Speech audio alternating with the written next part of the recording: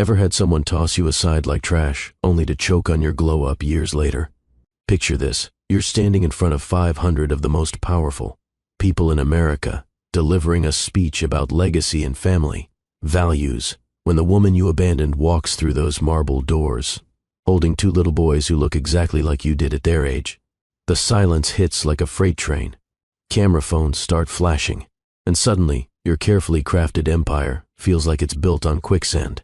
Drayson Vale adjusted his platinum cufflinks one last time before stepping up to the crystal podium at the Rosemont Foundation Gala.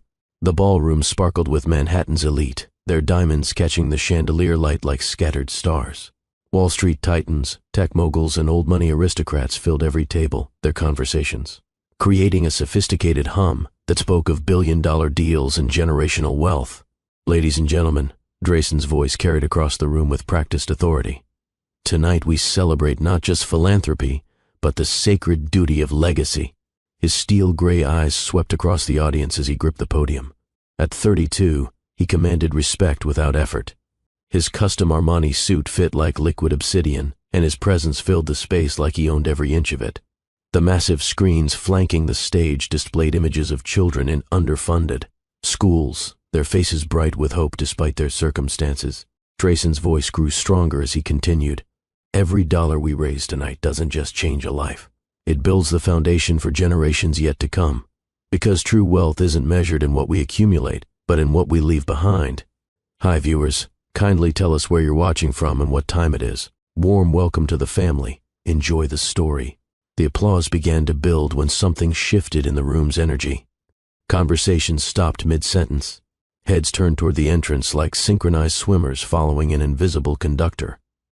The massive oak doors had opened, and every eye in the ballroom was now fixed on the figure walking through them. She moved like liquid confidence poured into an emerald silk gown that hugged her curves with mathematical precision. Her natural hair was styled in an elegant twist that showcased her graceful neck, and her brown skin seemed to glow under the ballroom's golden lighting.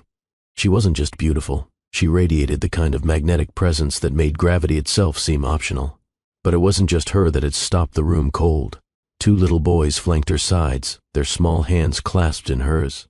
They wore matching navy suits that made them look like miniature princes, their curly hair perfectly styled, their dark eyes wide as they took in the grandeur around them. They couldn't have been more than 5 years old, but they carried themselves with a quiet dignity that seemed far beyond their years. Drayson's words died in his throat.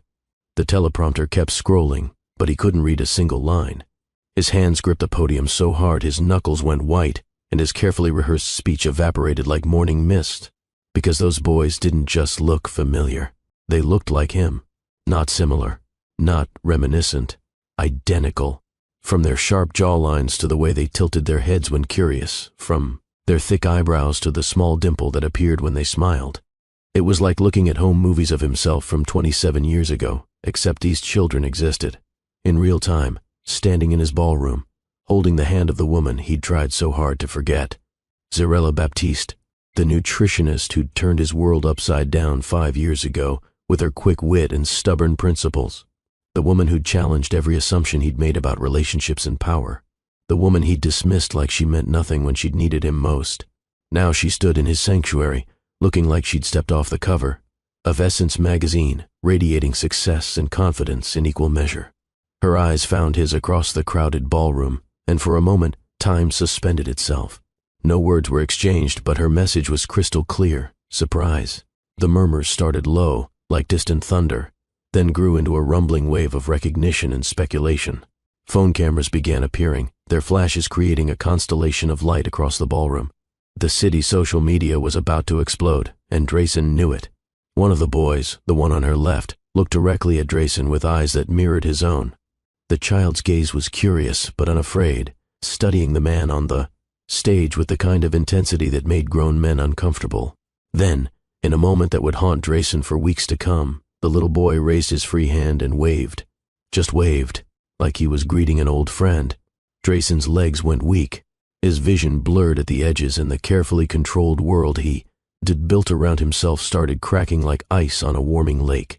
500 pairs of eyes watched him struggle to maintain composure while his past walked boldly into his present, wearing emerald silk and holding his future by the hand. The boy who'd waved whispered something to his mother, never taking his eyes off Drayson. Zarella bent down to listen, her expression unreadable, then straightened and looked directly at the stage. She didn't smile. She didn't frown. She just looked at him with the kind of calm that preceded earthquakes. Drayson tried to continue his speech, but the words came out fractured and hollow. Legacy is what we... His voice cracked like a teenager's, and he cleared his throat, desperately trying to regain control. What we build for those who come after us. The irony wasn't lost on anyone in the room. The second boy, slightly smaller but equally striking, tugged on Zarella's dress and pointed toward the stage. She nodded and began walking forward, her sons matching her measured pace. Every step they took seemed to echo through the ballroom despite the thick carpet beneath their feet. Drayson watched them approach the front tables, his heart hammering against his ribs like a caged bird. Investors and board members who'd known him for years were now staring at him with questions written across their faces. The resemblance was too strong to ignore, too obvious to dismiss. As Zarella and the boys settled into seats at a front table that hadn't been reserved for them, Drayson realized that his carefully orchestrated evening had just become something else entirely. The woman he'd tried to erase from his memory had just walked back into his life, and she'd brought proof of everything he'd tried to forget. The boy who'd waved was still watching him, his small head tilted slightly to the side in a gesture Drayson recognized from his own childhood photos. When their eyes met again, the child mouthed a single word that only Drayson could see. "Daddy."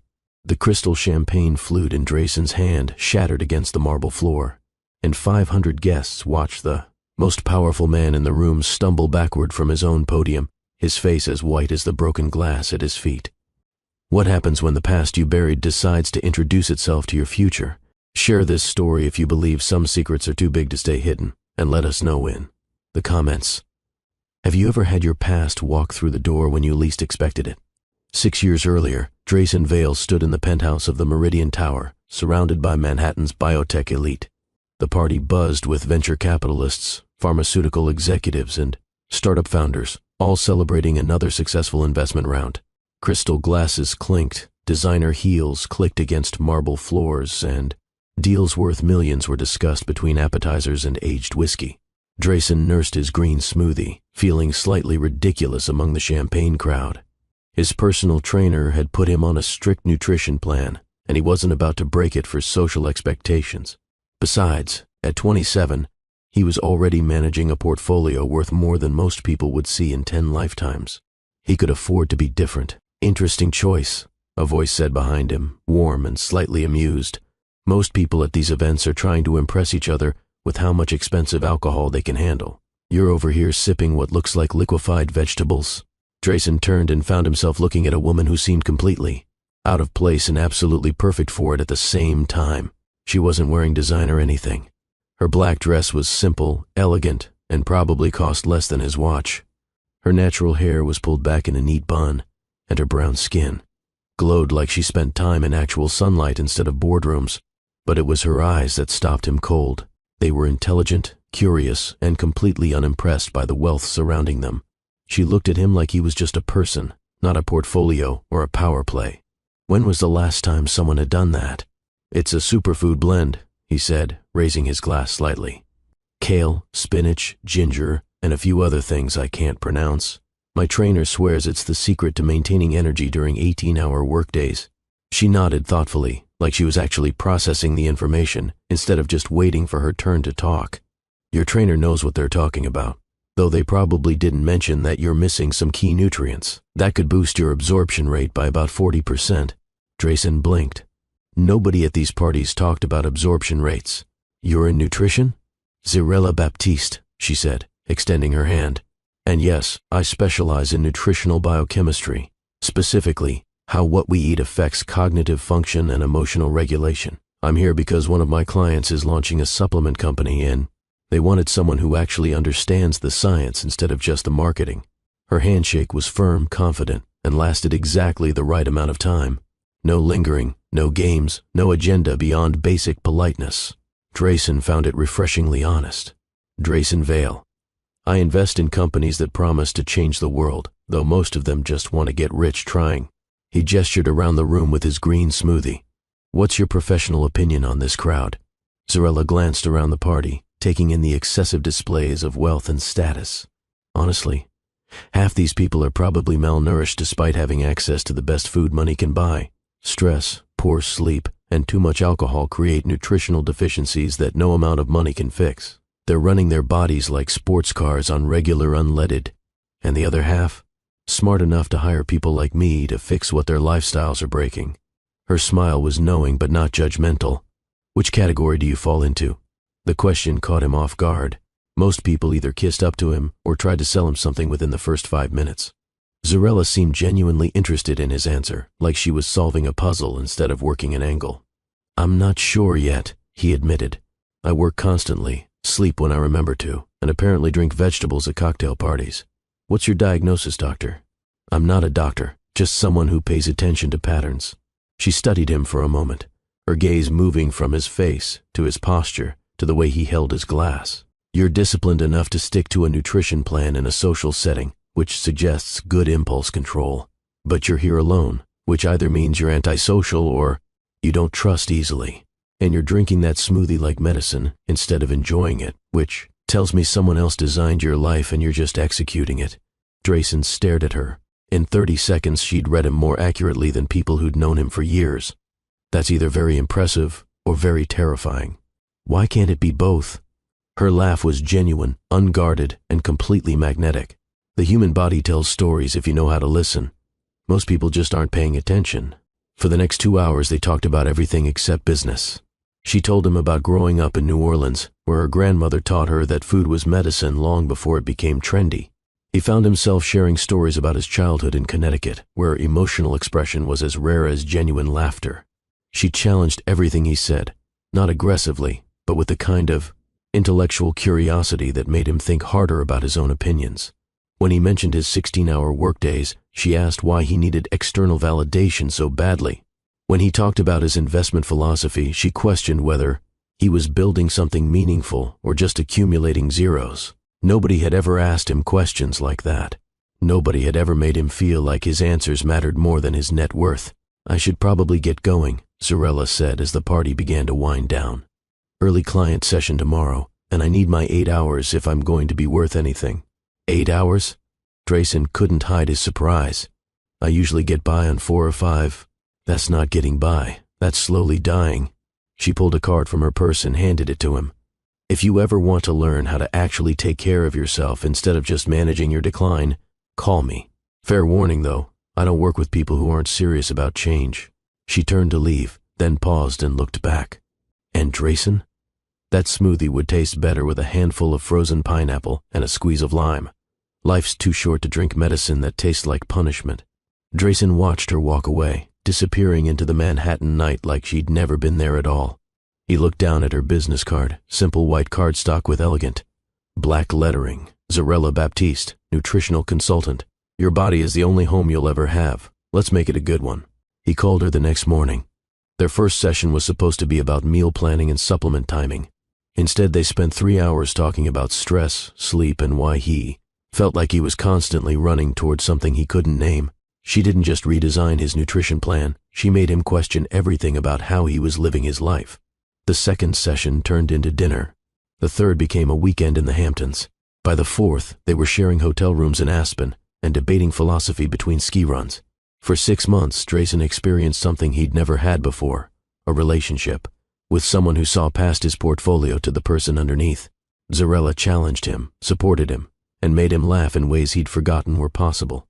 She never asked for anything except his honesty, and she gave hers in return without reservation. They never defined what they were. Labels felt too small for what was happening between them. But late at night, when she fell asleep in his arms after making him dinner in his sterile penthouse kitchen, Drayson allowed himself to imagine what forever might look like with someone who made him want to be better than he was. That illusion lasted exactly one conversation. The morning Zarella called to tell him she was pregnant, sitting alone in her small Harlem apartment while he was. In his corner office 70 floors above the city, Drayson felt something inside himself shut down completely. Because forever was a luxury he'd never learned how to afford, and some dreams were too dangerous to survive contact with reality. Zarella stared at her phone for 10 minutes before making the call. She'd taken 3 pregnancy tests, scheduled a doctor's appointment, and spent 2 sleepless nights, trying to figure out how to share news that felt like pure magic and pure terror at the same time. Her small Harlem apartment felt both too cramped and too empty as she paced between her kitchen and living room, rehearsing words that never sounded right. She and Drayson had never talked about children. They'd never talked about the future at all, really. Their relationship existed in a beautiful bubble of present moments, expensive dinners, and conversations that lasted until sunrise. But this felt different. This felt like the universe giving them a reason to finally define what they meant to each other. When Drayson picked up on the second ring, his voice carried the warm familiarity that had become her favorite sound in the world. "Hey, beautiful. How's your morning?" "I need to see you," Zarella said, her voice steadier than she felt. "There's something important I need to tell you. Can't it wait until tonight? I've got back-to-back meetings until 6, and the Soul investors are flying in for dinner." His tone was distracted, professional. She could hear keyboards clicking and phones ringing in the background. "Drayson, this can't wait." Something in her voice must have cut through the office noise because the background sounds suddenly became muffled. "Are you okay? You sound different." "I'm pregnant." Silence. Not the comfortable quiet they sometimes shared during late-night conversations, but the kind of empty space that felt like falling. Zarella could hear her own heartbeat in her ears as she waited for his response. "Are you sure?" His voice had changed completely. The warmth was gone, replaced by something clinical and distant. "I took 3 tests, saw a doctor yesterday. I'm about 8 weeks along." She tried to keep the hurt out of her voice, but it crept in anyway. This wasn't how she'd imagined this conversation going. Another pause, longer this time. When Drayson spoke again, he sounded like he was reading from a script. "Zarella, we need to be realistic about this situation. We agreed from the beginning that what we have is casual. No strings, no expectations. Casual?" The word hit her like a slap. "Drayson, you've been spending 4 nights a week at my place for 6 months. You know my grandmother's recipes and my middle name. You cried watching me teach kids nutrition at the community center. That doesn't feel casual to me. I think you're reading more into this than what's actually there." His voice had gone completely flat, like he was speaking to a stranger. "We're attracted to each other, we enjoy each other's company, but that doesn't mean we're building towards something permanent." Zarella sat down heavily on her couch, feeling like all the air had been sucked out of the room. The man talking to her sounded nothing like the person who'd held her hand during her grandmother's funeral just 2 months ago. Nothing like the man who'd whispered that she made him believe in magic during their weekend in Martha's Vineyard. "So, what are you saying exactly?" she asked, her voice barely above a whisper. "I'm saying that this complicates things in ways I'm not prepared to handle. I have responsibilities, commitments, a public image to maintain. I can't just drop everything because of an accident." "An accident?" Zarella repeated the words slowly, feeling their weight settle in her chest like stones. "Is that what you think this is? What else would you call it? We were careful most of the time, but these things happen. Look, I'll cover whatever you need to handle this situation. Doctor visits, procedures, whatever makes sense. My assistant can arrange everything discreetly." The casual way he said procedures made Zarella's stomach turn. She pressed her free hand against her still flat belly, protecting something he clearly saw as disposable. "Handle the situation," she repeated. "You want me to get rid of our baby so it doesn't interfere with your responsibilities. I'm trying to be practical here, Zarella. Think about what you're asking. I'm not ready for children, and frankly, neither are you. You're 26, you barely make enough to cover your rent, and you're talking about bringing a child into the world with someone you've known for 6 months. That's not love, that's fantasy." Each word felt like a blade, precisely placed to cut the deepest. The worst part was that some of it was true. She was young, her income was unpredictable, and their relationship existed mostly in expensive restaurants and his luxury apartment. But none of that mattered when she thought about the tiny life growing inside her. "You're right," she said quietly. "I barely know you at all. Zarella, I'm not trying to hurt you. I'm trying to protect both of us from making a mistake that will impact the rest of our lives. The only mistake I made was thinking you were someone you're not." Her voice was steady now, cold as winter steel. "But thank you for showing me who you really are before I wasted any more time believing in fairy tales. This doesn't have to end badly between us. We can handle this like adults and move forward." "Move forward?" Zarella almost laughed, but the sound caught in her throat.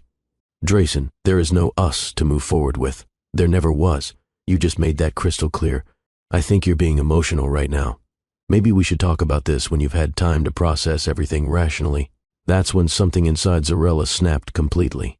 The part of her that had been raised by a grandmother who took no nonsense from anyone, who'd worked 3 jobs, to put herself through college, who'd built a business from nothing but determination and skill.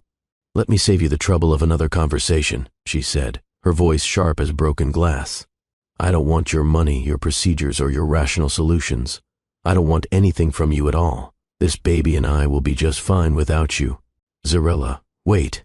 Let's not make any hasty decisions here. The only hasty decision I made was trusting you with something precious. I won't make that mistake again." She hung up before he could respond. For the next 2 hours, Zarella sat on her couch and didn't cry. She wouldn't give him that power. Instead, she made lists, things she needed to do, changes she needed to make, people she needed to call. Her landlord, her clients, her doctor. Her future was no longer tied to a man who saw love as a liability and children as accidents. Around noon, her phone rang. Drayson's name flashed on the screen, but she let it go to voicemail. It rang 4 more times over the next hour.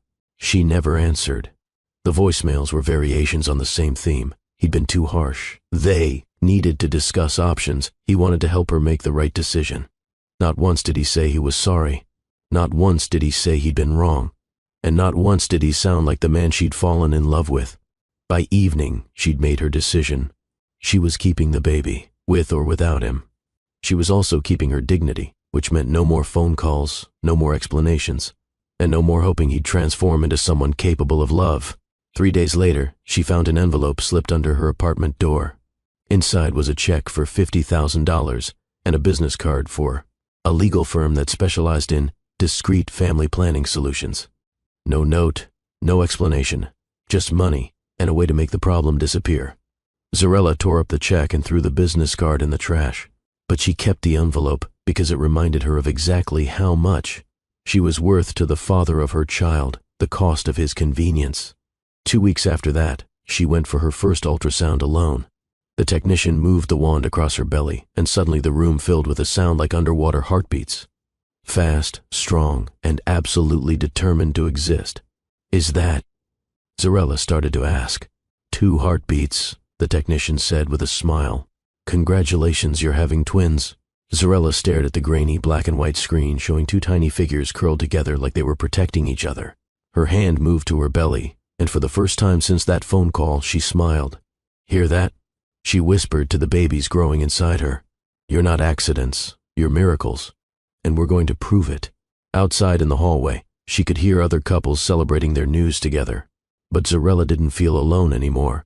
She had everything she needed to build a family, love, determination, and 2 little fighters, who were already teaching her that the best things in life are worth protecting at any cost. 3 months after that devastating phone call, Zarella drove through the Spanish moss-draped streets of Savannah, Georgia, with everything she owned packed into the back of her car.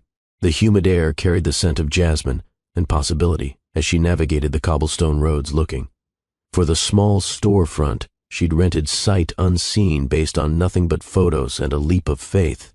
Her savings account had enough for 6 months of rent and basic living expenses if she was careful.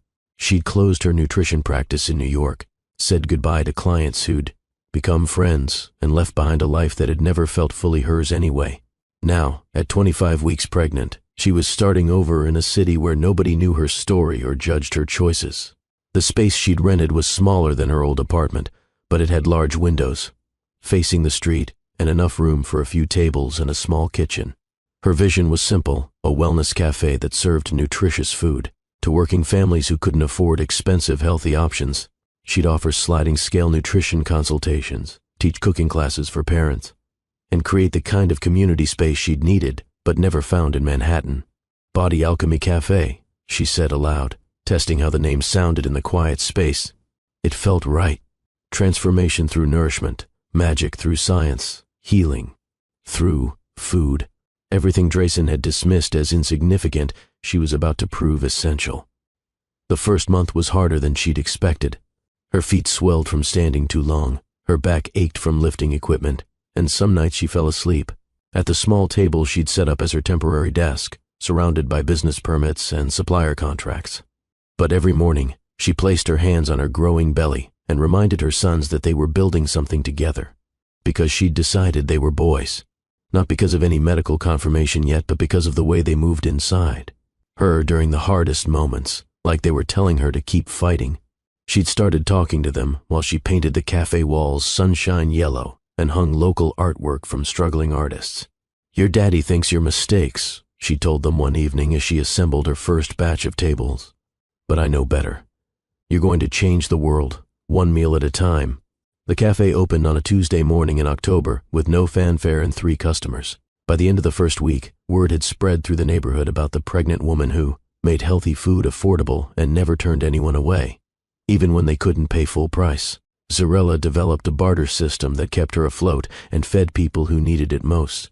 She traded nutrition consultations for babysitting services, exchanged cooking lessons for help with bookkeeping, and accepted homemade goods in lieu of cash when necessary. The cafe became more than a business. It became a lifeline for young mothers, elderly neighbors, on fixed incomes, and anyone trying to make healthy choices on an unhealthy budget. At 32 weeks, Zarella woke up in the middle of the night with cramping. That felt like someone was squeezing her entire abdomen in a vice. She called an ambulance herself, grabbed the hospital bag she'd packed weeks earlier, and arrived at the emergency room alone, but absolutely determined not to panic. The doctors confirmed her worst fear: early labor. Too early. The twins were trying to enter the world 8 weeks before they were ready, and nothing the medical team tried could convince them to wait. Taeyeon arrived first, barely 4 pounds and struggling to breathe on his own. The NICU team whisked him away before Zarella could hold him, leaving her with only a glimpse of tiny fingers and the memory of a cry so small it sounded like a whisper. Naler followed 6 minutes later, even smaller than his brother and completely silent. The delivery room that had been full of urgent voices suddenly became terrifyingly quiet as the medical team worked to get him breathing. When his first cry finally came, weak but determined, Zarella sobbed with relief she hadn't realized she was holding. "They're fighters," the NICU doctor told her later, as they stood outside the glass walls where her sons lay connected to machines that beeped and hummed with electronic life support. Premature twins often are. They've been looking out for each other since conception, and they're not about to stop now. Taeyeon spent 6 weeks learning to breathe without assistance.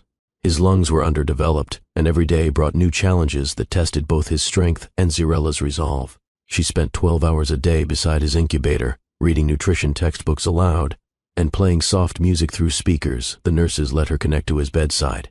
Naler faced different challenges. His hearing had been affected by the early birth, and the audiologist explained that he would likely need hearing aids for the rest of his life.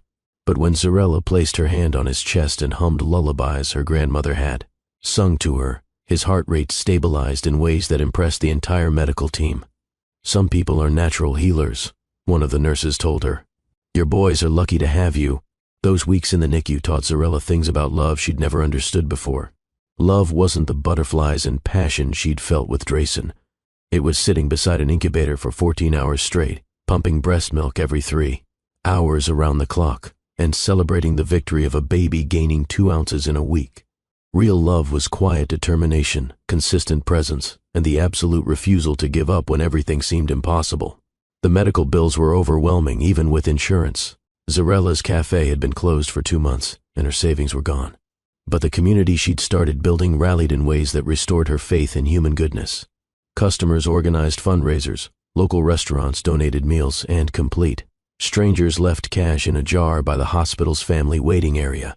When the twins finally came home, they transformed the small apartment above the cafe into something that had never existed in Zarella's life before, a real home.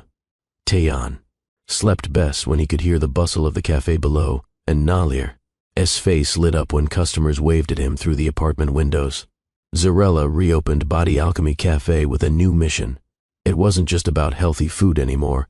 It was about proving that families come in all shapes, that single mothers can build empires, and that children who enter the world fighting never stop believing in miracles. She never spoke Drayson's name in front of the boys. When they asked about their father, which they hadn't yet but inevitably would, she planned to tell them the truth. Some people aren't ready for the gift of family, but that doesn't make the gift any less precious.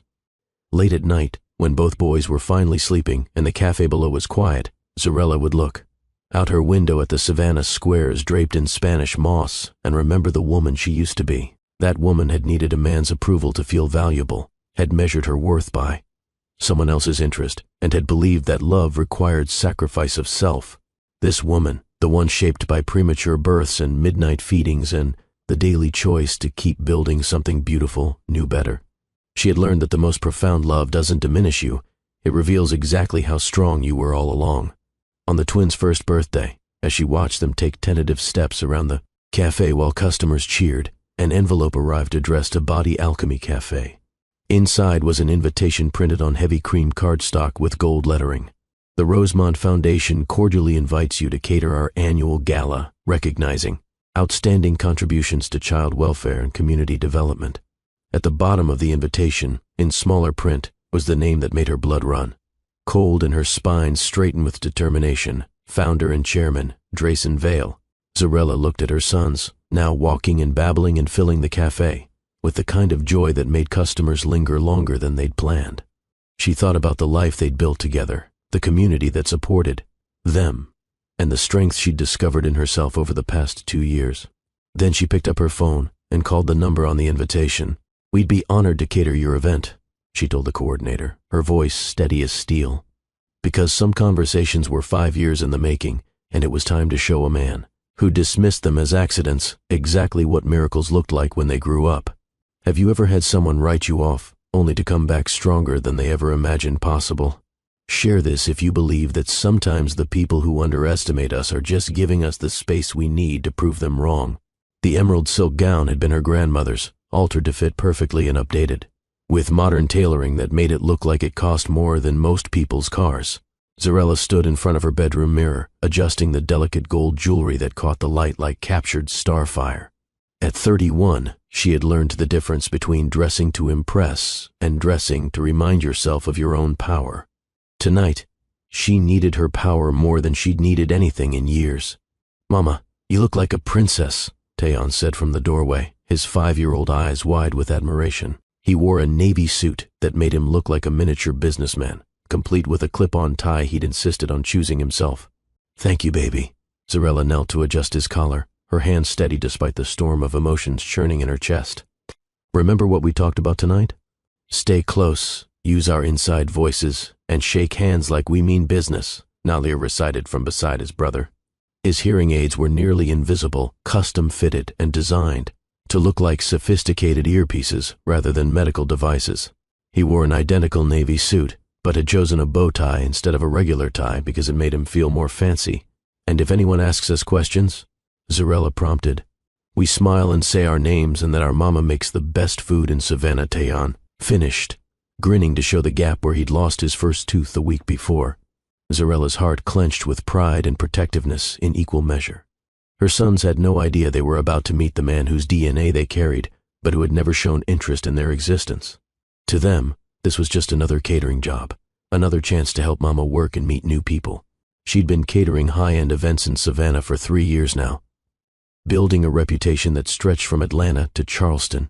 Body Alchemy had evolved from a small cafe into a full-service wellness catering company that specialized in making healthy food that actually tasted incredible. Her client list included celebrities, politicians, and business leaders who flew her in specifically because she could create menus that were both nutritious and memorable. But this event was different. This was the Rosemont Foundation Gala, and she'd spent 5 years wondering if she'd ever cross paths with Drayson Vale again. When the invitation had arrived, she'd stared at it for 20 minutes, feeling like the universe was offering her a choice between hiding and healing. She'd chosen healing, which sometimes looked a lot like showing up. The ballroom at the mansion on Forsyth Park was everything she'd expected: crystal chandeliers, marble floors, and enough wealth concentrated in one space to solve most of the world's problems.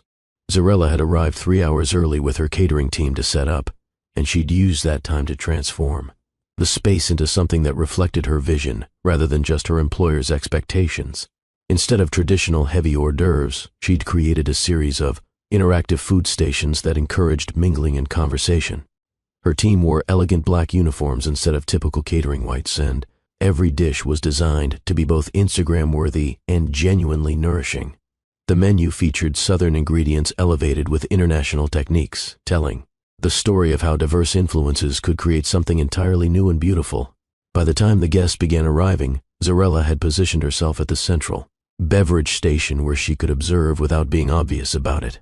Her son sat at a small table near the kitchen, coloring in activity books she'd brought to keep them occupied during the adult conversations. She saw him before he saw her. Drayson Vale entered the ballroom like he owned it, which he probably did in some financial sense. He looked exactly like she remembered, but somehow different, as if success had polished him into something shinier and more distant than the man she'd once known. His tuxedo was perfectly tailored, his hair was perfectly styled, and his smile was perfectly practiced. As he worked the room with the confidence of someone who'd never doubted his place in the world, Zarella felt nothing. No anger, no sadness, no lingering attraction. Just a mild curiosity about how someone she'd once loved so completely could now feel like a stranger she'd read about in a magazine. The cocktail hour passed smoothly. Guests raved about the food. Her team executed flawlessly, and Zarella began to think she might make it through the entire evening without any drama. Her sons charmed everyone who stopped to talk to them, answering questions about their mamas cooking with a kind of earnest pride that made adults smile despite themselves. Then Drayson stepped up to the podium to deliver his speech, and everything changed. Zarella positioned herself at the back of the ballroom with her sons beside her, planning to listen politely and then begin the dinner service. But as Drayson began speaking about legacy and family values, she noticed something that made her blood run cold. His eyes were scanning the crowd, and when they landed on her section of the room, his expression changed completely. The practiced confidence faltered, his voice caught slightly, and for just a moment, he looked like a man who'd seen a ghost. But he hadn't just seen her. His gaze had moved from her face to the two little boys standing beside her, and she watched in real time as the color drained from his face. "Mama," Taeyeon whispered, tugging on her dress, "why is that man staring at us?"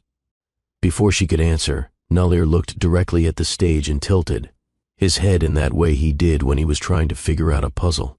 "He looks like us," he said, his voice carrying in the sudden quiet that had fallen over the back of the ballroom. Other guests began turning to see what had captured the speaker's attention. Zarella felt dozens of eyes moving between her sons and the man on stage, watching recognition dawn on faces throughout the crowd. The resemblance was unmistakable.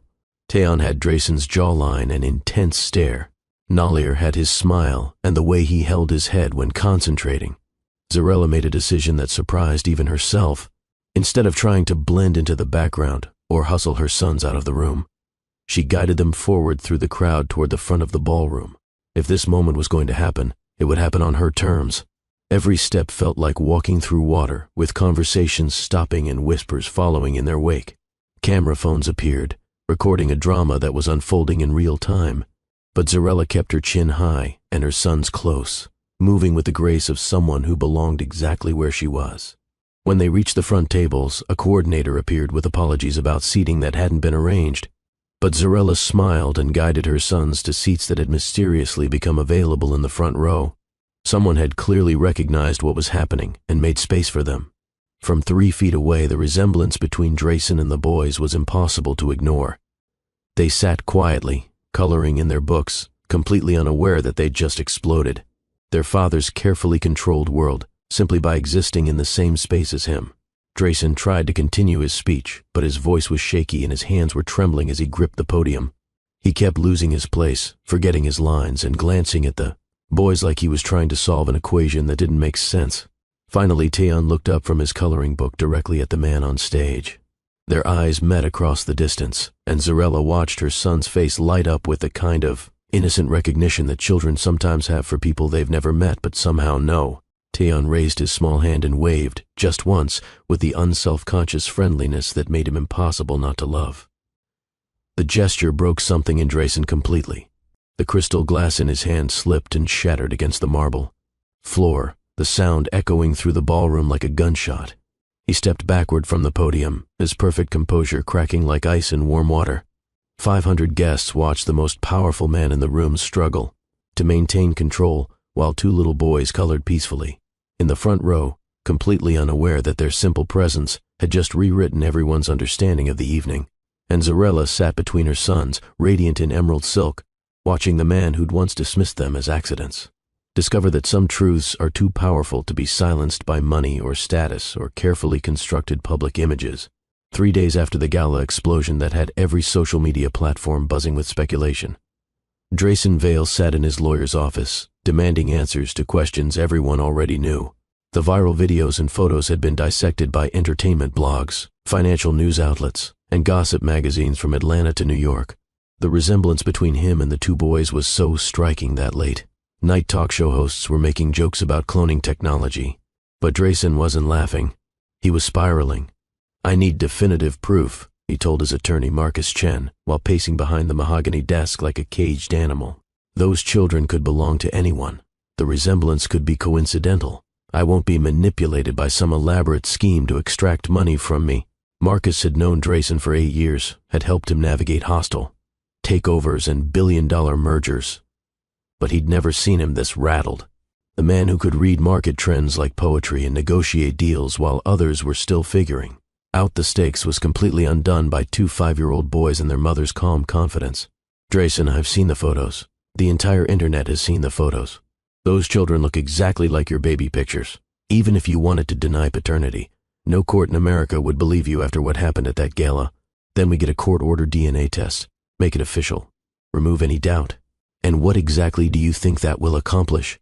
Marcus leaned forward, studying his client with the kind of concern usually reserved for friends rather than billable hours. "Let's say the test confirms what everyone already knows. Then what? You've spent 5 years ignoring their existence. You can't exactly claim you've been a devoted father waiting for confirmation." Drayson stopped pacing and stared out the floor-to-ceiling windows at the Manhattan skyline. Somewhere down in those streets, people were living normal lives, making normal choices, dealing with normal problems. He envied them their simplicity. "I need to understand what she wants from me. This can't be a coincidence. She chose that catering job specifically. She's playing some kind of long game, and I need to know what the end game is before I make any decisions." "Or," Marcus said quietly, "she's just a woman trying to build a life for her children. And you happen to be the one hosting an event she was qualified to cater. Not everything is a conspiracy, Drayson. Sometimes life just happens." But Drayson couldn't accept that explanation, because it would mean accepting that he'd thrown away something irreplaceable based on fear rather than logic. It would mean admitting that the woman he'd dismissed as emotional and unrealistic had built exactly the kind of meaningful life he claimed to value, while he'd spent 5 years accumulating more wealth and less purpose. 2 weeks later, he found himself in Savannah, sitting in a rental car outside Body Alchemy Cafe like some kind of stalker. He told himself he was just gathering information, doing due diligence before making any formal contact. But the truth was simpler and more pathetic. He was trying to understand how the woman he'd left behind had become someone he barely recognized. The cafe buzzed with activity. Through the large windows, he could see young mothers nursing babies while working on laptops, elderly couples sharing healthy lunches, and teenagers getting nutrition advice that came with genuine encouragement rather than judgment. The space radiated warmth and community in ways that made his sterile Manhattan offices feel like museums. And there was Zarella, moving through it all like she was conducting an orchestra. She'd gained confidence in the years since he'd known her, grown into a leadership role that seemed as natural as breathing. She listened to customers with complete attention, solved problems with quick efficiency, and made everyone around her feel valued and heard. She was magnificent, and he'd been too young and stupid to recognize it when it mattered. The boys appeared around 3 in the afternoon, fresh from kindergarten, and full of energy that transformed the cafe's atmosphere completely. Customers who'd been quietly working suddenly became animated, engaging, with the children like they were everyone's favorite nephews. Taeyeon was clearly the more outgoing twin, chatting with regular customers about his day and showing off artwork from school. Nalir was quieter but intensely observant, helping his mother by clearing tables and organizing supplies, with the kind of systematic precision that reminded Drayson uncomfortably of himself at that age. They were good kids, happy, polite, confident in their place in the world. Everything he would have wanted in children, if he'd ever been brave enough to want children at all. "Sir, are you okay?" The voice at his car window startled him completely. He looked up to find Nalir standing beside the rental car, his small face serious with concern. "You've been sitting here for a long time, and Mama says when people sit in cars too long without getting out, sometimes they need help."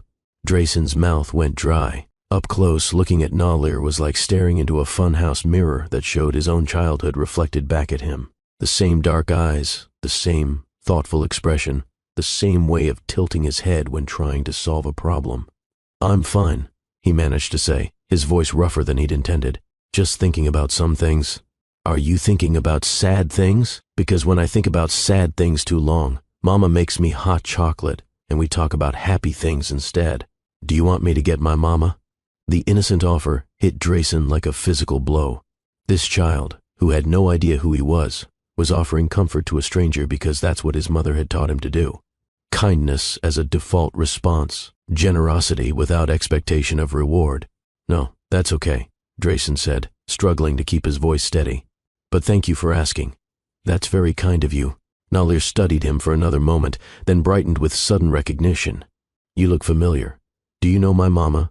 You have the same chin as me and Taeyeon." Before Drayson could figure out how to respond to that observation, Zarella appeared at the cafe door, her expression shifting from concern to something harder when she recognized him sitting in the car. "Nalir, baby, come inside, please," she called, her voice calm but firm. "It's time for your snack." The little boy waved goodbye and trotted back to his mother, who guided him inside without another glance in Drayson's direction. But her message was clear. She'd seen him watching, and she wasn't intimidated. That evening, Drayson called the number he'd memorized but never had the courage to dial. "Body Alchemy Cafe, this is Zarella speaking." Her voice was exactly as he remembered, warm and professional, with an undertone of steel that suggested she could handle whatever came next. "It's Drayson," he said simply. Silence stretched between them like a bridge neither was sure they wanted to cross. "I figured you'd call eventually," she said finally. "What do you want?" "I want to know if they're mine." "You have eyes, Drayson. Use them." "I want official confirmation. DNA testing, legal documentation." Another pause, longer this time. When she spoke again, her voice carried the kind of quiet fury that was more dangerous than shouting. "Let me make something very clear to you. Those boys are not a problem to be solved or assets to be verified. They are human beings who have lived perfectly complete lives without you for 5 years. If you want to be part of their world, you earn that privilege. You don't demand it. I'm not demanding anything. I'm trying to be responsible here." "Responsible?" She laughed, but there was no humor in it. Responsible would have been answering your phone 5 years ago. Responsible would have been showing up when they spent 6 weeks in the NICU fighting to breathe. Responsible would have been helping me figure out how to afford hearing aids and therapy, and all the other things that come with raising premature twins. Don't talk to me about being responsible now. Drayson closed his eyes, feeling the weight of every choice he'd made and every choice he'd avoided. "What do you want from me, Zarella?" "I want you to decide what kind of man you actually are," she said. "Because if you're the kind who needs a DNA test to recognize his own children, then we don't need you in our lives. And if you're the kind who can look past your fear long enough to see what you've been missing, then maybe we can have a conversation. And if the test proves they're not mine, then you can go back to your life of accumulating money and avoiding anything that might require actual courage. But Drayson, deep down, you already know the answer. The question is whether you're brave enough to live with it." The line went dead, leaving him alone with the echo of her words and the growing certainty that he was about to make the most important decision of his life. Because DNA tests could prove biological connections, but they couldn't prove the capacity for love. And after 5 years of running from the truth, Drayson was finally ready to stop hiding behind legal documents and start facing the man he'd become when nobody was watching. The next morning, he drove to the cafe again. But this time, instead of sitting in the car like a coward, he walked through the front door and asked the most terrifying question of his adult life. "Can we talk? Have you ever had to prove you were worthy of something you should have claimed from the beginning? Drop a comment if you think some mistakes take a lifetime to fix, and let us know, is it ever too late to become the person you were supposed to be?" The community center playroom smelled like crayons and hand sanitizer, with afternoon sunlight streaming through windows covered in children's artwork. Drayson sat in a plastic chair designed for someone half his size, watching Taeyeon and Nalir play with building blocks while Zarella observed from a table 10 feet away. This was their compromise, supervised visits in neutral territory, with clear boundaries and no expectations beyond basic human decency. It had been 3 weeks since their phone conversation, and Drayson had agreed to her terms without argument. No lawyers, no DNA tests, no attempts to establish legal rights he hadn't earned. Just time spent getting to know the children he'd helped create but never bothered to meet. "You're building that wrong," Taeyeon announced, watching Drayson attempt to construct something that might have been a tower or possibly just a pile of colorful plastic. "The big blocks go on the bottom, not the top. That's baby building." "Sorry," Drayson said, genuinely apologetic. "I'm not very good at this." "That's okay," Nahlir said, his voice gentle in the way that suggested he was used to helping people feel better about their mistakes. "Mama says practice makes progress, not perfect. Do you want me to show you how?" For the next 20 minutes, Drayson received building instruction from his 5-year-old son, learning architectural principles he'd somehow missed despite owning several construction companies. Nahlir was patient and encouraging, celebrating small victories and offering gentle corrections when necessary. Taeyeon was less forgiving.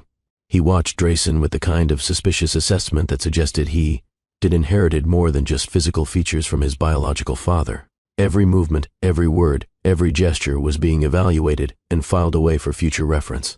"Are you rich?" Taeyeon asked suddenly, his direct question cutting through the polite small talk that had filled most of their previous meetings. "Taeyeon," Zarella called from her table, a warning in her voice. "It's okay," Drayson said, looking at his son with respect for the directness he recognized in himself. "Yes, I have a lot of money. Then why don't you live with us? Rich people can live wherever they want." The innocent logic was devastating in its simplicity. Drayson felt his carefully prepared explanations crumble under the weight of a child's honesty. "It's complicated," he said finally. "No, it's not," Taeyeon replied with 5-year-old certainty. "Either you want to be with someone or you don't. Mama says complicated is just another word for scared." Drayson glanced at Zarella, who was pretending to read a magazine while clearly listening to every word. She'd armed these children with wisdom that cut straight through adult deception, and he was beginning to understand that this was intentional. "You're right," he admitted. "I was scared." "Of what?" "We're just kids. We're not scary. I was scared of being a bad daddy, of not knowing how to take care of you properly." Nahlir looked up from the blocks he'd been arranging in careful patterns. "But if you never try, you never get good at it. That's what Mama tells us about everything. She's right about that too." "Are you still scared?" Taeyeon asked, his dark eyes intense with the kind of focus that made adults uncomfortable. Drayson considered lying, offering some reassuring platitude that would make everyone feel better. But these children had been raised on honesty, and they deserved nothing less from him. "Yes," he said quietly. "I'm terrified." "Good," Taeyeon said, nodding with satisfaction. "Mama says brave people are still scared. They just do the right thing anyway." The conversation continued for another hour, covering topics from favorite foods, to bedtime stories, to why Nahlir needed hearing aids and whether they hurt. The boys were curious about everything, generous with their attention, and surprisingly forgiving of his obvious inexperience with children. But as the visit wound down, Taeyeon's demeanor shifted. He became quieter, more withdrawn, watching Drayson with an expression that seemed far too mature for his age. "Can I ask you something?" Taeyeon said as they were cleaning up the blocks. "Of course." "Why didn't you want us when we were babies?" The question hit like a physical blow, delivered with the kind of innocent honesty that cut deeper than any accusation. Drayson looked at this beautiful, brilliant child who carried his features, and wondered how to explain choices he could barely understand himself. He started, then stopped, realizing that anything he said would sound like an excuse to someone who'd never had the luxury of choosing whether to love his family.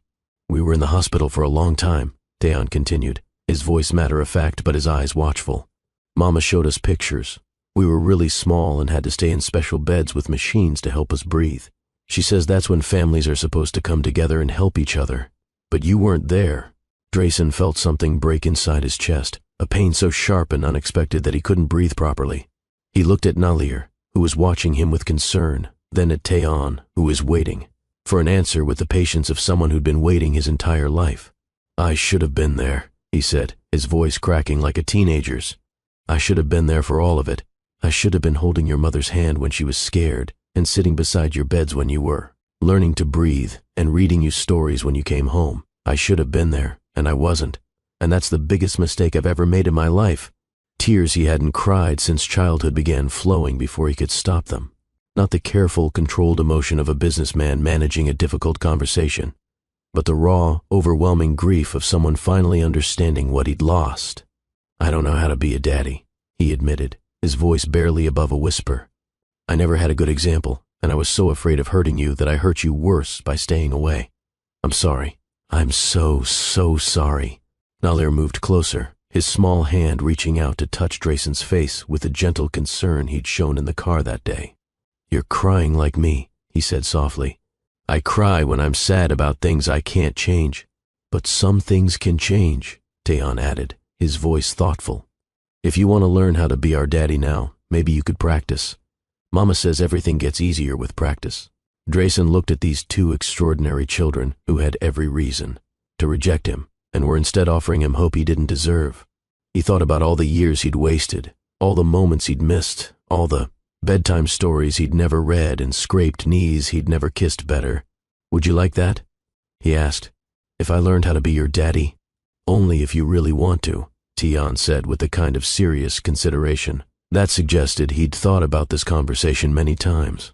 "Because if you change your mind again, it would hurt too much." "I won't change my mind," Drayson said, looking directly into his son's eyes with the first promise he'd ever made that felt like a sacred vow. "I can't promise I'll be good at it right away, but I promise I won't leave again." "Okay," Taeyeon said simply. "But you have to promise Mama too, not just us." They both looked toward the table where Zarella sat, no longer pretending to read.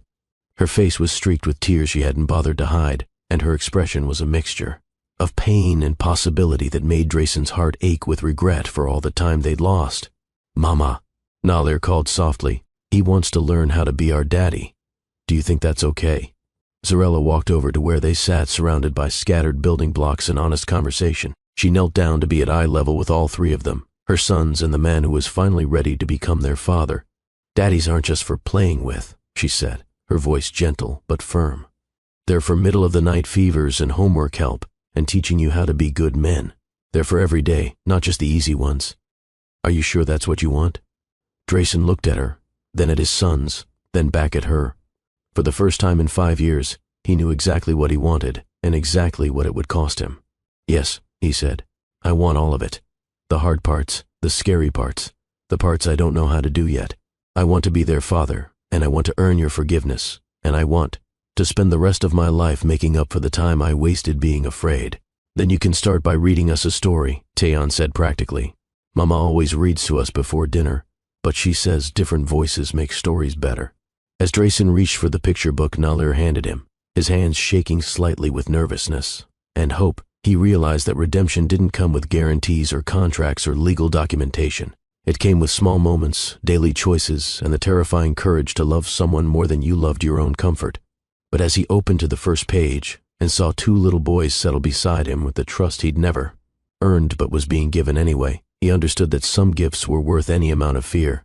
The story was about a lost prince who had to learn how to be brave, and as Drayson read it in voices that made his sons giggle with delight, he wondered if fairy tales were just practice for the real magic that happened when people decided to love each other despite everything that made it complicated.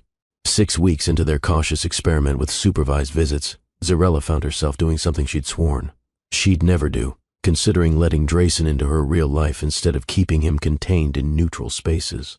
The change hadn't happened overnight, but through accumulated moments. That added up to something that might, eventually, become trust. He'd shown up for every scheduled visit, arriving early and staying late when the boys wanted to finish whatever game or conversation had captured their attention. He'd learned their routines, their preferences, their quirks. Taeyeon liked his sandwiches cut diagonally and became cranky when his blood sugar dropped. Nalir needed extra time to process verbal instructions and felt more confident when people looked directly at him while speaking. Small details that loving parents learned through daily presence, not weekend visits. But Drayson was trying to compress 5 years of missed knowledge into crash course sessions, and his dedication was both impressive and heartbreaking to watch. "Mama," Nalir said one afternoon as they walked home from the community center, "can Drayson come to our house sometime? I want to show him my rock collection." The request was innocent, but it represented a boundary Zarella hadn't been ready to cross. Her home was their sanctuary, the space where she and the boys existed without performance or compromise. Inviting Drayson into that space felt like giving him access to something sacred. "We'll see, baby," she said, the universal parent response that meant, "I need time to think about this."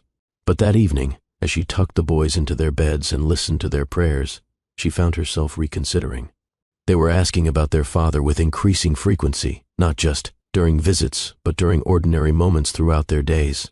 At breakfast, Taeyeon wondered what kind of cereal Drayson liked. During bath time, Nalier speculated about whether their father had the same birthmark on his shoulder that they both carried. They were trying to piece together an understanding of themselves through fragments of information about a man they were just beginning to know, and keeping him at arm's length might be protecting her, but it wasn't serving them. The next week she made a decision that terrified and empowered her in equal measure. "Would you like to come for dinner on Sunday?" she asked Drayson at the end of their community center visit. "Nothing fancy, just what we normally do, but the boys have been asking, and I think maybe it's time."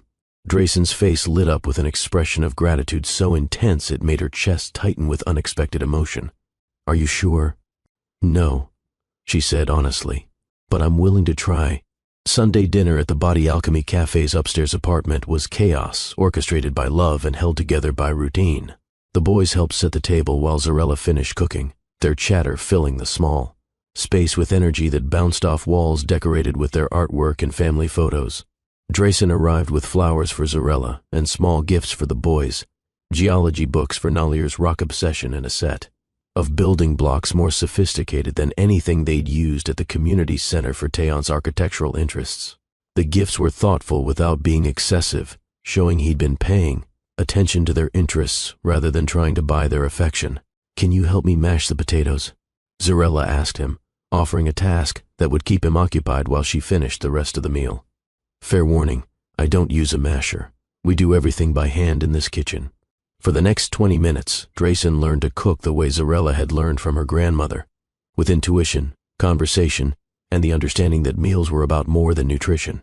They were about gathering, sharing, creating the kind of warmth that made a house feel like a home.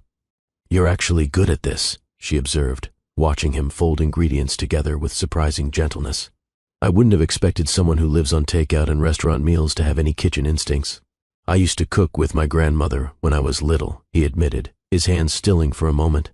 "Before my parents decided it was beneath my station to spend time in the kitchen with the help, I'd forgotten how much I missed it."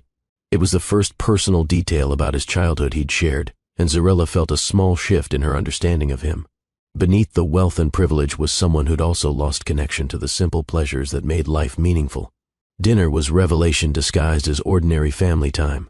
The boys dominated the conversation, telling Drayson about school projects and playground politics, with the kind of detailed storytelling that made adult concerns seem suddenly trivial. He listened with complete attention, asking follow-up questions and offering opinions when invited. When Nalier struggled to cut his chicken, Drayson helped without being asked. When Taeyeon spilled juice on his shirt, Drayson handed him a napkin and shared a story about ruining his own clothes at important business dinners. Small gestures, but they added up to presence rather than performance. "Can we show him our rooms now?" Taeyeon asked as they finished eating. "After we clean up," Zarella said, beginning to clear dishes. "Everyone helps in this family." Drayson joined the cleanup without hesitation, learning the rhythm of their evening routine. Dishes were washed by hand because the dishwasher was broken and replacement wasn't in the budget. Leftovers were carefully stored because food wasn't wasted in their household. Every small economy spoke to realities he'd never had to consider. But instead of seeming overwhelmed by the simplicity, he appeared fascinated by the efficiency. This family functioned with precision born of necessity, love expressed through practical care rather than expensive gestures. The tour of the boys' bedroom revealed a shared space made magical through creativity rather than money. Bunk beds with handmade curtains for privacy, a reading corner created with cushions and good lighting, walls covered with artwork, family photos, and a growth chart that tracked their progress through careful pencil marks. "This is my rock collection," Nalier announced proudly, gesturing to shelves lined with specimens organized by color, size, and origin. "Mama helps me research where they come from and what makes them special." "This is impressive," Drayson said, examining a piece of quartz with genuine interest. "Do you have a favorite?" "This one." Nalier pointed to a small, unremarkable stone near the front of the display. "It's from the beach where Mama told us about you for the first time. She said, sometimes special things look ordinary until you understand their story." The comment landed with unexpected weight, and Zarella felt heat rise in her cheeks. She'd had that conversation with the boys 2 years ago, trying to give them context for why they didn't have a father without making him into either a villain or a fantasy. "And this is my building corner," Taeyeon said, moving to a section of the room dominated by elaborate structures created from blocks, cardboard, and impressive imagination. "I'm designing a house for our family. Want to see?" The model was sophisticated beyond his years, complete with multiple levels, detailed rooms, and careful attention to functionality. But what caught Drayson's attention was the extra bedroom carefully positioned between what were obviously the master suite and children's areas. "What's this room for?" he asked, pointing to the addition. "That's your room," Taeyeon said matter-of-factly, "for when you're ready to live with us instead of just visiting. Mama says we shouldn't assume things about people's choices, but I figured you'd want your own space until you decide if you want to stay forever." The innocence of the statement hit Drayson like a physical blow. This child had been designing a future that included him, planning space in their lives, while he'd been struggling to figure out whether he belonged in their present. "It's perfect," he said, his voice rougher than intended. "Better than any house I've ever lived in." Bedtime routine was another revelation in the ordinary magic of family life.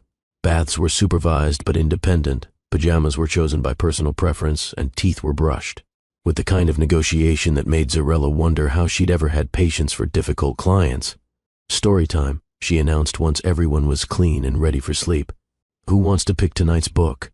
"Can Drayson read to us?" Nalir asked. "He does good voices, and I want to hear the story about the dragon who was afraid of fire." As Drayson settled into the reading chair with both boys curled against him, Zarella felt something shift in her chest. This scene looked right in a way that scared and comforted her simultaneously. Her sons relaxed into his presence like they'd been doing this their entire lives, and he held them, with the careful reverence of someone who understood how precious and fragile this moment was. The story was about a dragon who had to learn courage, but as Zarella listened from the doorway, she thought it could have been about anyone learning to love despite being afraid of getting burned. When the boys finally fell asleep, she and Drayson moved to the small living room, where the silence felt different than it had in months of supervised visits. This was domestic quiet, the comfortable exhaustion that followed family time, rather than the careful politeness of strangers getting to know each other. "Thank you," he said simply, "for letting me see how you really live, for trusting me with this." "Don't thank me yet," she replied, settling onto the opposite end of the small couch. This was the easy part. Real family life isn't always Sunday dinners and bedtime stories.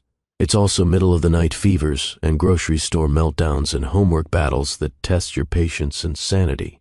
"I want all of it," he said without hesitation. "The hard parts, the boring parts, the parts that don't look like anything special from the outside. I want to be here for the ordinary moments, not just the occasions that feel meaningful." Zarella studied his face, looking for signs of the polished insincerity she'd learned to recognize in their earlier relationship. But all she saw was exhaustion and honesty, the vulnerability of someone who'd finally stopped performing and started being real. "They called me Dad tonight," he continued, his voice soft with wonder. "Not Drayson, not their father, but Dad, like it was the most natural thing in the world. Children forgive faster than adults," she said. "They don't have the same capacity for holding grudges or protecting themselves from disappointment. But Drayson, that also means they're more vulnerable to being hurt. If you're going to be in their lives, you have to be all in. There's no halfway with children's hearts." "I understand. I hope you do, because I won't let you leave them again. Once you commit to being their father, that's it, forever. Even if things get complicated between us, even if we disagree about everything else, they come first. Always." He nodded, the weight of her words settling between them like a contract written in something more binding than legal language. "What about you?" he asked quietly. "What do you need from me?" The question surprised her with its directness. For months, their conversations had focused entirely on the boys, their needs, their adjustment, their feelings. Nobody had asked what she needed, what she wanted, what would make this arrangement work for her. "I need consistency," she said after a moment. "I need honesty, even when it's uncomfortable. And I need to know that you're doing this because you want to be a father, not because you feel obligated or guilty or want to repair your public image." "It started with guilt," he admitted. "But it's not about that anymore. I love them, Zarella. I love who they are and who they're becoming, and I love the way they make me want to be better than I thought I could be. I can't imagine my life without them anymore. "And what about me?" she asked, the question slipping out before she could stop it. "Where do I fit in your vision of family life?" The silence stretched between them, loaded with 5 years of history and the complexity of two people trying to build something new from the pieces of what they'd destroyed. "I don't know," he said finally, and his honesty was more reassuring than any practiced answer could have been. "I know I hurt you in ways I'm still learning to understand. I know I threw away something precious because I was too scared to recognize what it was. And know that earning your forgiveness is going to be the hardest thing I've ever done. You're right about that. But I also know that watching you with them, seeing the mother you became and the life you built, makes me remember why I fell in love with you in the first place. You're extraordinary, Zarella. You always were. I was just too young and selfish to appreciate what I had." The confession hung between them like a bridge neither was ready to cross. Too much had been broken, too much time had passed, and too much was at stake to rush toward anything that resembled their old relationship. But as Drayson prepared to leave, kissing his sleeping sons goodnight and promising to call them, in the morning Zarella allowed herself to imagine what it might feel like to trust him again. Not with her heart, not yet, but with the daily realities of raising children who deserve to know their father. "Same time next week?" he asked at the door. "Same time next week," she agreed. "But Drayson, next time you're helping with bath time and homework. No more easy visits where everything is perfect and manageable. If you want to be their father, you're going to learn what that actually means." He smiled, the first completely genuine expression she'd seen from him since they'd reunited. "I wouldn't want it any other way."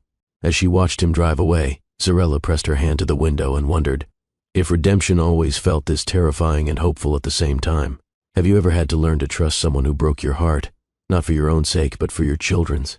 Share this if you believe that families can be rebuilt one ordinary moment at a time, and tell us, what does forgiveness look like in your life? 8 months had passed since that first supervised visit, and Drayson Vale had become a fixture in the daily rhythm of their lives. He attended parent-teacher conferences, helped with homework battles, and had mastered the art of negotiating bedtime with 2 strong-willed 5-year-olds who'd inherited his stubborn streak. What had started as careful co-parenting had evolved into something that looked suspiciously like a family, even though nobody had been brave enough to name it. Tonight felt different, though. The boys had gone to sleep easily after a day spent at the zoo, tired from adventure, and secure in the knowledge that both their parents would be there when they woke up. For the first time since this careful reconstruction had begun, Zarella and Drayson found themselves alone in her kitchen without an agenda or timeline, sharing a bottle of wine and the comfortable exhaustion that followed successful family time. "I never understood why people talked about wine tasting like anything other than wine," Drayson said, swirling the burgundy liquid in his glass. "But this actually does taste like cherries and something I can't identify." "Tobacco and leather," Zarella supplied, settling back in her chair with the relaxation that came from knowing her children were safe and happy. "It's a Côte d'Oron from a vineyard I visited during my semester abroad. I save it for special occasions." "What makes tonight special?" The question was innocent enough, but it carried weight they'd both been avoiding for months. Tonight marked the first time Tayon and Nalir had fallen asleep calling him Dad without any self-consciousness or hesitation. Tonight was the first time Drayson had stayed for dinner without it feeling like a scheduled appointment. Tonight was the first time they'd relaxed into each other's presence without the careful politeness that had characterized their rebuilding relationship. "They called you Dad today," she said simply. "Not Drayson, not their father. Dad. Like it was the most natural thing in the world. I noticed." His smile was soft, unguarded in a way that reminded her of the man she'd fallen in love with before fear had turned him into someone she didn't recognize. Tayon did it first, when he was explaining to that kid at the zoo why we all had the same eyes. Just casually, like he'd been saying it his whole life. And Nalir picked it up immediately. They do that, mirror each other's language until they're both saying the same thing. They're incredible kids, Zarella. What you've done, raising them on your own, building this life. He gestured around the kitchen that smelled like home-cooked meals and sounded like laughter. I don't think I fully appreciated what I'd missed until I started living it. The wine was making him philosophical, softening the edges of conversations they'd been too careful to have sober. Zarella found herself studying his face in the soft kitchen lighting, noting changes that had nothing to do with age. The permanent tension around his eyes had relaxed. His smile reached places it hadn't before. He looked like someone who'd learned to prioritize joy over achievement. "What's different?" she asked. You seem, I don't know, more like yourself. More like the person I thought you were before everything fell apart. Drayson considered the question, rolling it around like the wine on his tongue. I think I stopped trying to be someone else's version of successful. For years I was performing this role I thought I was supposed to play, the ruthless businessman, the guy who could make hard choices without getting emotional, the person who measured everything by profit margins and strategic advantage. And now I measure things by whether they make my sons laugh, by whether they make their mother smile, by whether I can look at myself in the mirror and like the person looking back. He paused, meeting her eyes with an intensity that made her chest tighten.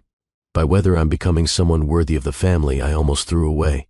The honesty was dangerous, cutting through months of careful boundary setting and protective distance. Zarella felt her resolve wavering in ways that terrified and thrilled her. Drayson, she started, but he held up a hand. I know we're not there yet. I know I have years of trust to rebuild and no right to expect forgiveness, let alone anything more. But Zarella, I need you to know that falling in love with our sons has reminded me why I fell in love with you in the first place. Don't, she said, but without the firmness the word required to be effective. You're brilliant in ways that have nothing to do with academic achievement. You see possibilities where other people see problems. You've taken every challenge life has thrown at you and transformed it into something that serves other people. You've created magic from scratch, built a community from nothing, raised two extraordinary human beings while making it look effortless. It's not effortless. Most days I'm barely keeping it together. But you are keeping it together. You're thriving. You've built exactly the kind of meaningful life I used to dismiss as impractical sentiment. He leaned forward, his voice dropping to something barely above a whisper. I was an idiot, Zarella. A scared, selfish idiot who couldn't recognize the best thing that ever happened to him. The wine and the late hour and the weight of 8 months watching him gradually become the father Dee always hoped he could be were combining into something that felt like standing on the edge of a cliff. One step forward would change everything. One step backward would preserve the careful balance they'd built. I can't, she said, but her voice lacked conviction. Can't what? Can't do this again. Can't risk everything we've built for the boys on the possibility that you've actually changed. Can't survive having my heart broken by you twice. I have changed. His voice carried absolute certainty, but not in the ways you might think. I'm not suddenly perfect or completely different from who I was. I'm still driven, still analytical, still someone who thinks too much and feels too little. Sometimes. But I've learned the difference between being successful and being worthy. I've learned that the only achievements that matter are the ones that make the people you love proud to know you. Zarella stared into her wine glass, watching the liquid swirl like the emotions churning in her chest. What are you asking me, Drayson? I'm asking if there's any possibility that someday, maybe not today or tomorrow, but someday, you might be willing to trust me with your heart again, not just as the father of your children, but as someone who loves you completely and wants to. Spend the rest of his life proving that love through action rather than words. The silence stretched between them, filled with everything they'd been, too careful to say, and everything they were too afraid to hope for. Outside, Savannah settled into late-night quiet, but inside their small kitchen, the future hung in balance. I don't know, she said finally, and it was the most honest answer she could give. I don't know if I can separate the man you are now from the man who hurt me before. I don't know if what I'm feeling is real or just nostalgia mixed with wine and exhaustion. And I don't know if I'm strong enough to risk everything again. You don't have to know, he said gently. You don't have to decide anything tonight or make any promises about tomorrow. I'm not going anywhere, Zarella. Whether we're co-parents or friends or something more, I'm committed to this family for life. There's no pressure, no timeline, no expectation beyond what we have right now. She looked at him then, really looked, seeing past the expensive clothes and careful grooming to the man underneath. He was different, fundamentally changed in ways that went deeper than improved parenting skills or modified priorities. The brittle edges had been worn smooth by love and responsibility and the daily choice to put other people's needs before his own comfort. I used to dream about this, she admitted. In those early days after the boys were born, when I was exhausted and overwhelmed and missing you despite everything that had happened, I used to imagine you showing up and being everything I'd hoped you could be. What happened in those dreams? Usually I told you it was too late, that you'd missed your chance and we'd moved on without you. She smiled sadly. I was so angry for so long I couldn't imagine anything else. And now?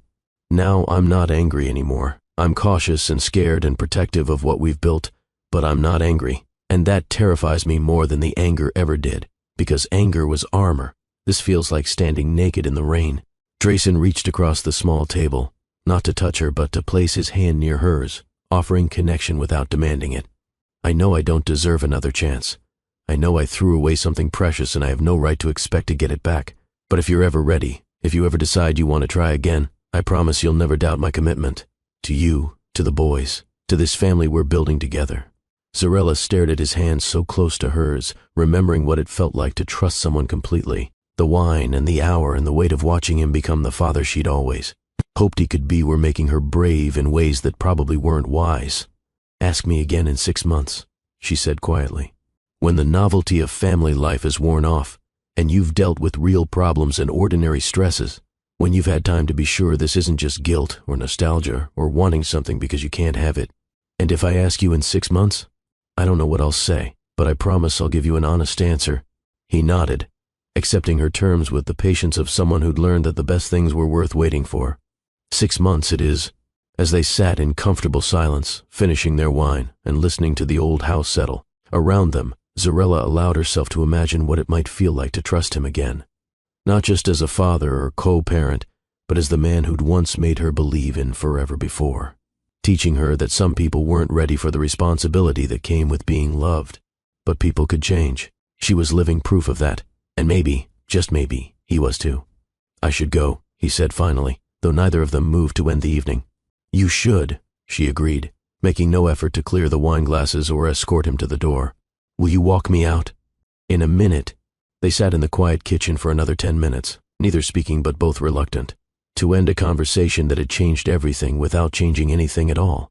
Finally, Drayson stood and carried his wine glass to the sink, washing it carefully and setting it in the drying rack with the domestic familiarity of someone who belonged in this space. At the door, he paused and looked back at her. Thank you.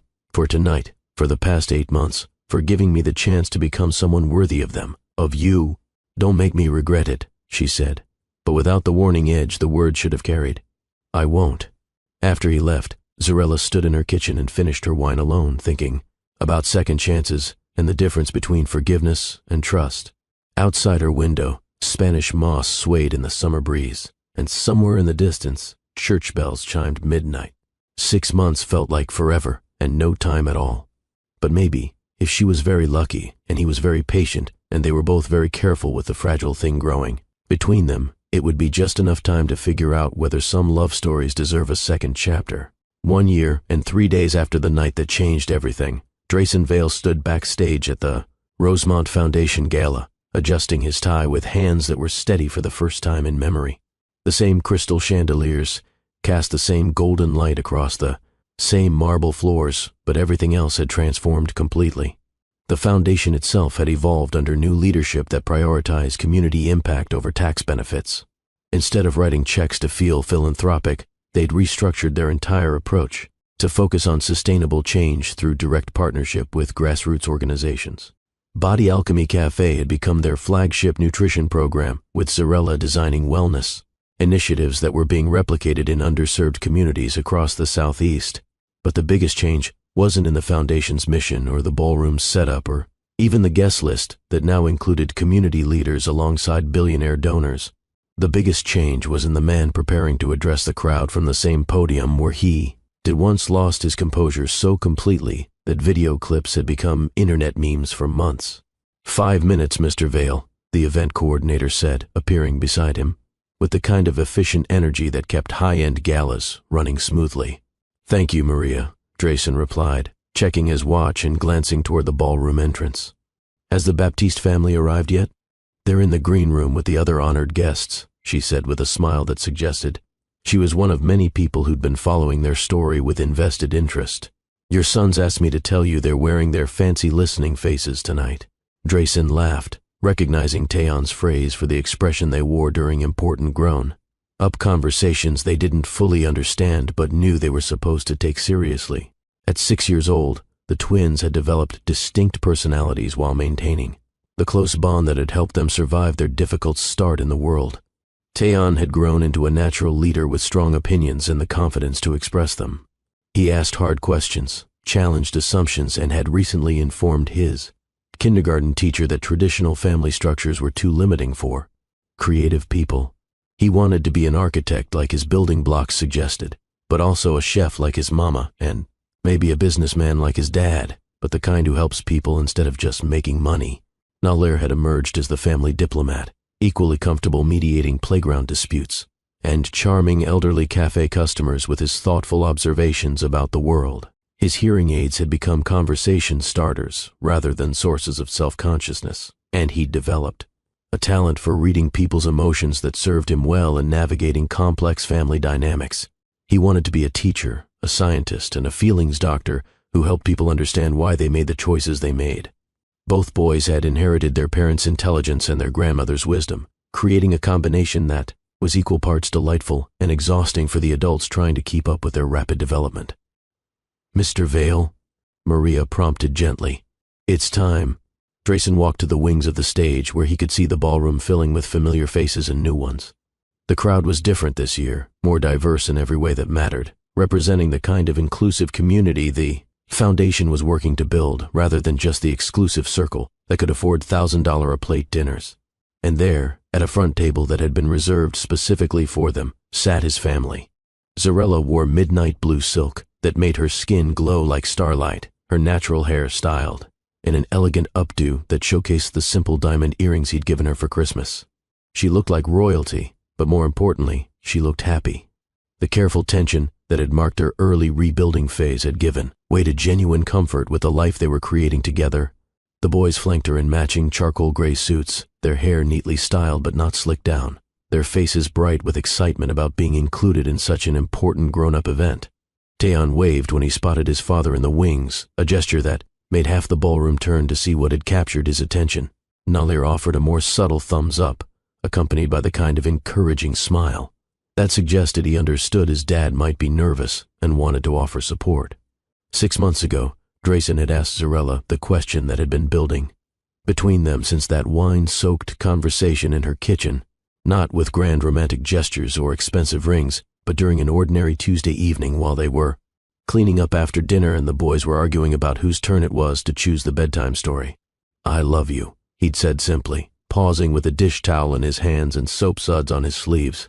"I love the life we've built and the people we've become and the way you make everything better just by being yourself. I love our boys and this chaotic, beautiful family and the way you've taught me that wealth means having enough love to share. And I want to spend the rest of my life proving that I'm worthy of all of it." She'd looked at him for a long moment, studying his face with the careful attention she gave to important decisions. Then she'd smiled, the first completely unguarded expression he'd seen from her since their reunion, and said, "I love you too." Scared, complicated, trying to figure it out love, but love nonetheless. "We'll figure out the rest as we go." They weren't engaged or officially living together, but they were something better, a family that had chosen each other deliberately, carefully, with full understanding of what they were committing to build together. "Ladies and gentlemen, please welcome Drayson Vale, chairman of the Rosemont Foundation." The applause was warm but not overwhelming as Drayson walked to the podium, carrying note cards he'd written and rewritten dozens of times before finally deciding to speak from the heart instead of a script. "Last year," he began, his voice carrying clearly across the ballroom, "I stood on this stage and talked about legacy while having no real understanding of what the word meant. I thought legacy was about what you accumulated, what institutions bore your name, what monuments you left behind after you were gone." The crowd was attentive but not yet engaged, still settling into their seats and finishing conversations. But Drayson's eyes were fixed on his family, drawing strength from their presence. "I was wrong about that. Like I was wrong about a lot of things. Legacy isn't what you build for the history books. It's what you build for the people who will remember your daily choices long after the speeches are forgotten." Now he had their attention. Conversations quieted, and the room's energy shifted toward the stage. "This year, instead of talking about philanthropy as an abstract concept, I want to tell you about what I've learned from the people who've taught me what generosity actually means." For the next 20 minutes, Drayson shared stories that had nothing to do with tax-deductible donations or board positions. He talked about Zarella creating a sliding-scale nutrition program that fed families regardless of their ability to pay. He described watching Taeyeon give his lunch money to a classmate whose parents had forgotten to pack a meal.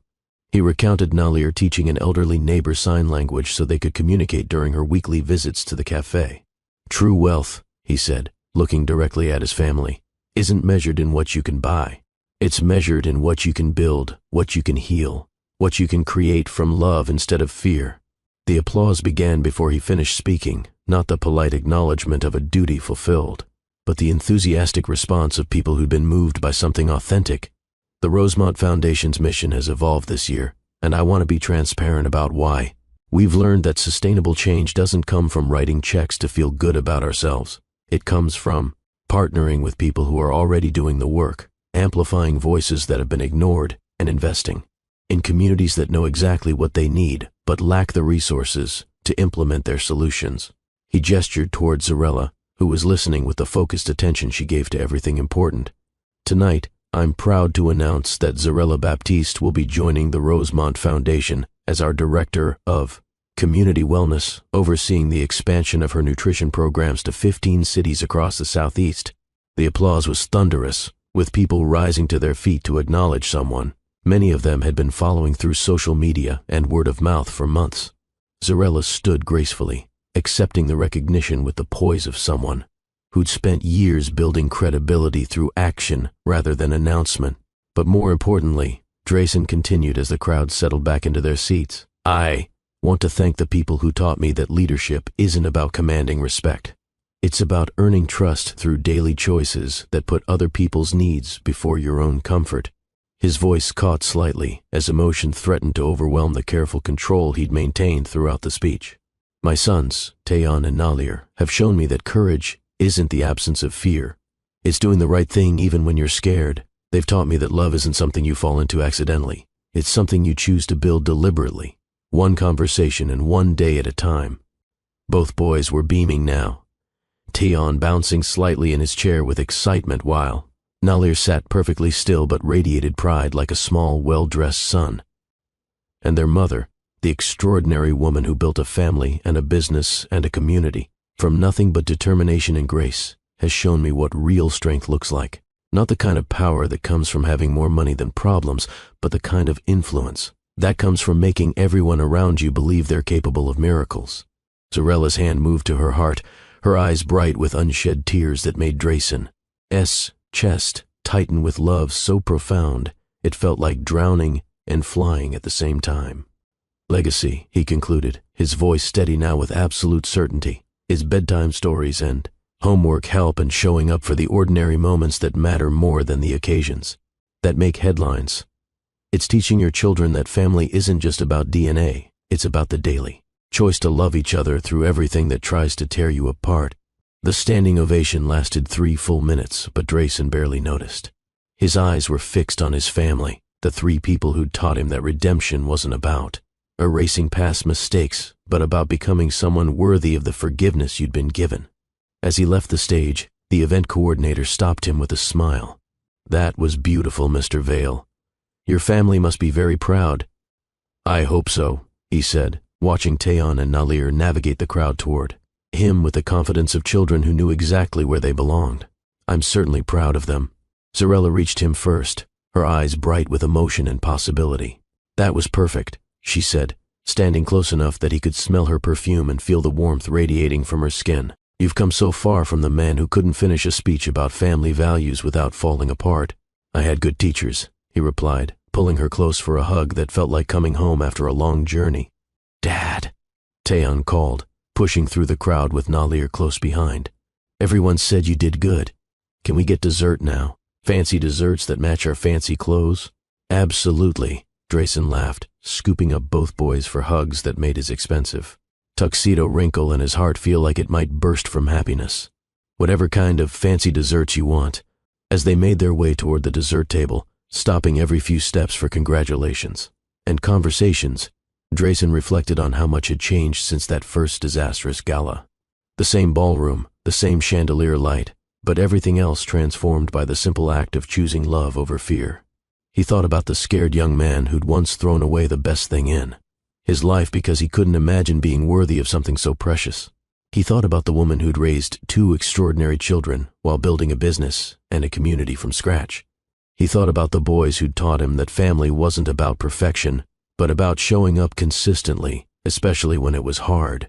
And he thought about the future they were building together, one ordinary day at a time, proving that the best love stories weren't about dramatic gestures or fairy tale endings. They were about 2 people choosing each other repeatedly, through sleepless nights and homework battles and ordinary Tuesday dinners that felt like celebrations because they were shared with people who made everything better just by being themselves.